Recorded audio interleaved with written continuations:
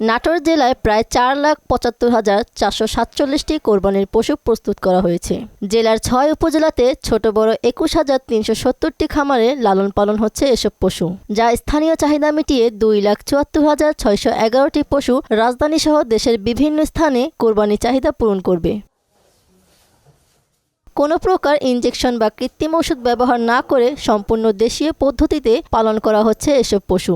বিদেশ থেকে গরু আসা বন্ধে সরকারকে কঠোর পদক্ষেপ গ্রহণের কথা জানায় খামারিরা। আমরা প্রতি বছর এই নাটোর জেলায় গরু পালি। আমরা এই গরুগুলো বাইরে নিয়ে যাই, সিলেট বা চট্টগ্রাম। ভুসির দাম, খাদ্যর দাম অনেকটুকু বেশি, সেই হিসাবে আমার গরুর খাদ্য তুলনামূলকে বেশি হয়ে যাচ্ছে খরচা, সেই হিসাবে বাজারে গরুর দাম কম। আমরা গরু লালন পালন করি, অনেক খরচা হয়। এতে যদি হলে কুরবানির দিকে যদি বাহিরের গরু আসে, তাতে আমরা লাভবান হবলে অনেক কম দাম হবি। গভর্নমেন্টের কাছে আমাদের দাবি যেন বিদেশ থেকে কোনো গরু না আসে। দেশে পর্যাপ্ত পরিমাণ গরু আছে। এই গরু যদি দেশের গরু দেশে চলে, তাহলে পরে খামারিরা কিছুটা হয়তো লাভের মুখ দেখবে। স্বাস্থ্যসম্মতভাবে গরু মোটাতাজাকরণে খামারিদের প্রতিনিয়ত পরামর্শ দেওয়ার কথা জানান প্রাণী সম্পদ কর্মকর্তা। খামারিরা যেন স্টেরয়েড হরমোন ব্যবহার না করে সেভাবে আমরা পরামর্শ দিচ্ছি, এবং প্রাকৃতিক যে খাবার রয়েছে, দেশীয় খাবার, তারা এগুলো দিয়ে মোটাতাজাকরণ করছে।